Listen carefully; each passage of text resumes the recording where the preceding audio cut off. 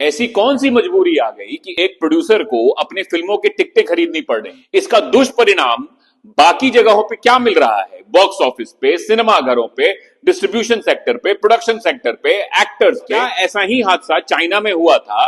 तो क्या वहां की सरकार ने इसके प्रति क्या ठोस कदम उठाए थे? क्या अब हमारे यहां पे भी इस पे ठोस कदम उठाए जाएंगे सरकार के द्वारा? क्या ये स्कैम इतना बड़ा हो गया है कि अब सरकार को इसमें इंटरवीन करना पड़ेगा? इस वीडियो पे इसी पे चर्चा करेंगे। दोस्तों, कोविड के बाद से कई फिल्मों पे ये आरोप लगे हैं कि उनकी टिकटें खरीदी जा रही हैं, ब्लॉक बुकिंग हो रही है, बल्क बुकिंग हो रही है, कॉर्पोरेट बुकिंग हो रही है, वगैरह वगैरह वगैरह। अभी हाल में एक फिल्म आई, उसका एक बुकिंग ऐप के माध्यम से 20 रुपए या 25 रुपए में टिकट लोगों को मिल रहा था, तो इस बात ने फिर से तूल पकड़ लिया। लेकिन सवाल यह है कि भाई अगर ये किया जा रहा है तो क्यों किया जा रहा है? लोग ये कर क्यों रहे हैं? देखिए, इसको समझने के लिए आपको फिल्म बिजनेस की इकोनॉमिक्स को समझना पड़ेगा। और सबसे पहला जो महत्वपूर्ण बात है वो है कि अगर आपकी फिल्म ने बॉक्स ऑफिस पे ज्यादा कलेक्शन किया है तो आपको सैटेलाइट और डिजिटल के ज्यादा पैसे मिल सकते हैं। दूसरा जो सबसे महत्वपूर्ण पहलू है कि भाई अगर वो एक्टर उस पिक्चर में काम किया है तो भाई उसकी भी मार्केट वैल्यू बढ़ जाएगी कि भाई उसके पिक्चर ने धंधा ज्यादा किया है। जो प्रोड्यूसर हैं, जो उन्होंने पिक्चर बनाई है, उनको फाइनेंसर और मिल जाएंगे, जो डायरेक्टर हैं, वगैरह वगैरह वगैरह। आप मेरी बात को समझ गए हैं कि सबको इसमें फायदा होता है बॉक्स ऑफिस को बढ़ाने का। लेकिन बॉक्स ऑफिस जो है वही तो वो मेन चीज है जिसके कारण ये सब होता है। तो अगर आज बॉक्स ऑफिस पे ही सवाल उठा दिया जाएगा तो भैया गाड़ी कहां जाएगी? बॉक्स ऑफिस के फिगर्स को ही कोई नहीं मानेंगे तो एक ओटीटी पे चली फिल्म और एक थिएटर में चली फिल्म में क्या फर्क रह जाएगा?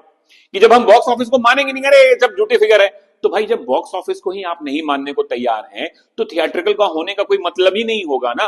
तो अगर आज इंडस्ट्री के प्रोड्यूसर बॉक्स ऑफिस की सैंक्टिटी को नुकसान पहुंचा रहे हैं, उस पर बिलीवेबिलिटी का क्वेश्चन मार्क लगा रहे हैं कि भाई सारी पिक्चरों को उसी नजर से देखा जा रहा है कि भाई टिकटें खरीद ली हैं। अभी हाल में एक री रिलीज पिक्चर आई थी, उस पर भी ये इल्जाम लगा दिया गया जबकि वो सब जगह अच्छी चल रही थी। तो भाई इसमें क्या है ना कि अच्छी फिल्में भी पिस जाएंगी, उनको बिलीवेबिलिटी का क्वेश्चन मार्क लगेगा।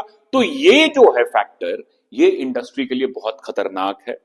ये जो जेन्युइन काम कर रहे हैं उनके लिए खतरनाक है, जो जेन्युइन हिट्स आ रही हैं उनके लिए खतरनाक है, जो लोग फिल्मों में पैसा लगाएंगे वो पीछे हट जाएंगे। लेकिन आप बोलेंगे कि फिर इसमें इतनी बड़ी बात क्या है? बिल्कुल है, बहुत बड़ी बड़ी बातें हैं इसमें, क्योंकि जो कंपनीज इन्वॉल्व हैं उसमें से कई कंपनियां पब्लिकली लिस्टेड है। हमारी जो सबसे बड़े एग्जीबिटर है पीवीआर आइनॉक्स, वो पब्लिकली लिस्टेड कंपनी है।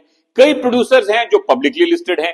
तो अगर इस तरीके के इल्जामात लगेंगे, जैसे हाल में जो फिल्म आई थी जिसपे सबसे बड़ा इल्जाम लगा बुकिंग ऐप के, उसके डिस्ट्रीब्यूटर पीवीआर आइनॉक्स थे, तो ये चीज उनके लिए भी अच्छी नहीं है। वो भी अपने आप को इस चीज से दूर करना चाहेंगे क्योंकि वो पब्लिकली लिस्टेड कंपनी है। तो ये एक उनके लिए बहुत खतरनाक बात है। और भी प्रोड्यूसर्स हैं जो कि पब्लिकली लिस्टेड हैं, वो ये चीज को नहीं चाहेंगे। और पब्लिक मनी के साथ अगर खेला जा रहा है तो ये एक बहुत बड़ा क्राइम है, क्योंकि आप सेल्स को इन्फ्लेट कर रहे हैं, आप अपने कलेक्शंस को इन्फ्लेट कर रहे हैं, और वो चीज जाके आप अपने बैलेंस शीट पे दिखाएंगे, अपनी क्वार्टरली रिपोर्ट्स में दिखाएंगे, और इस पे आप पे और बड़ा इल्जाम लग सकता है, स्टॉक मार्केट मैनिपुलेशन वगैरह वगैरह वगैरह। अब बात करते हैं कि चाइना में क्या हुआ। चाइना में भी कुछ ऐसा ही हुआ था जब 2015-2016 में ये बॉक्स ऑफिस फ्रॉड के इंसिडेंसेस काफी आने लग गए और ये काफी बढ़ने लगे। एक फिल्म आई थी जिसका नाम था मॉन्स्टर हंट। उसने अपनी टिकटों की इतनी खरीदारी कर ली, वो इसलिए की कि वो फास्ट फ्यूरियस को पछाड़ना चाहती थी, फास्ट फ्यूरियस से अपने वो सेल को ज्यादा दिखाना चाहती थी, and it wanted to become the biggest film in mainland China. तो उस पे भी काफी फाइन्स और पेनल्टीज चाइनीज गवर्नमेंट ने लगाए थे इंक्वायरी के बाद में। और एक और फिल्म आई थी इप मैन 3, जिसमें कि माइक टाइसन एक गेस्ट अपीयरेंस में थे। उसने रिपोर्ट कर दिया था अपनी फिगर को, लगभग 77 मिलियन यूएस डॉलर की ओपनिंग दिखा दी थी उन्होंने। तो उस पर भी क्रैकडाउन करने के बाद पता चला कि वहां के डिस्ट्रीब्यूटर ने ही टिकटें खरीदी थी। गोस्ट स्क्रीनिंग्स होती हैं। अब आप पूछेंगे कि गोस्ट स्क्रीनिंग क्या होती है? कि गोस्ट स्क्रीनिंग वो स्क्रीनिंग होती है जो होती ही नहीं है और उसके फिगर्स रिपोर्ट कर दिए जाते हैं। और ये सारी चीजें सिनेमा मालिकों के साथ मिलके और डिस्ट्रीब्यूटर और यहां तक कि बुकिंग प्लेटफॉर्म के साथ भी मिलके ये काम हो रहा था। तो इसमें सब लोग मिले हुए थे और सब लोग इसमें पैसे बना रहे थे, और वो अपनी पिक्चरों का कलेक्शन ज्यादा दिखा के लोगों को बेवकूफ बनाया जा रहा था, एक परसेप्शन क्रिएट किया जा रहा था कि हमारी पिक्चर बहुत बड़ी हिट। और चाइनीज गवर्नमेंट ने काफी सिनेमास को बंद किया, इस डिस्ट्रीब्यूटर के लाइसेंस कैंसिल किए, काफी लोगों को पनिश किया, काफी लोगों को वार्निंग्स इशू की, एक नया लॉ भी लाने की बात हुई थी। तो ये चीज चाइना में हो चुका है और अब ये भी लोग, कई लोग हिंदुस्तान में भी मांग कर रहे हैं कि यहां पे भी गवर्नमेंट को इंटरवीन करना चाहिए और इसको साफ करना चाहिए। लेकिन आप कहेंगे कि भाई सरकार को क्या मतलब है इससे, भाई लोग टिकटें कटा रहे हैं, लोगों को सरकार को जीएसटी मिल रही है, ये है। देखिए इससे क्या होता है कि इंडस्ट्री की परसेप्शन खराब होती है। अब कोई आदमी बाहर से इस इंडस्ट्री में आना चाहेगा, कोई बाहर से लोग इसमें पैसा लगाना चाहेंगे, कोई सिनेमा बनाना चाहेंगे, कोई फिल्म बनाना चाहेंगे, कोई निवेश करना चाहेंगे, और ओवरऑल एक जो परसेप्शन और इमेज जो होती है वो खराब होती है। तो एक लॉलेसनेस का माहौल बन जाता है जो कि किसी भी इंडस्ट्री के लिए अच्छा नहीं है, जो बाहर से कैपिटल अट्रैक्ट नहीं कर सकेगा, एक नेगेटिव परसेप्शन बन जाएगा।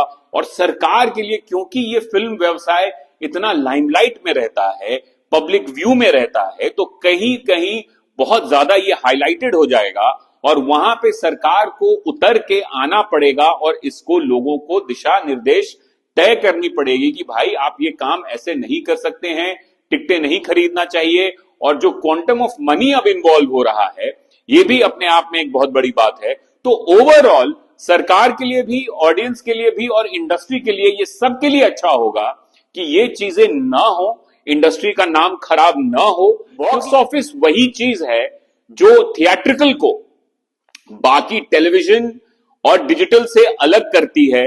और अगर हम इसी चीज की क्रेडिबिलिटी को मानना बंद कर देंगे तो ये थिएट्रिकल बिजनेस सरवाइव नहीं कर पाएगा। आशा करता हूं कि आपको ये वीडियो अच्छा लगा होगा।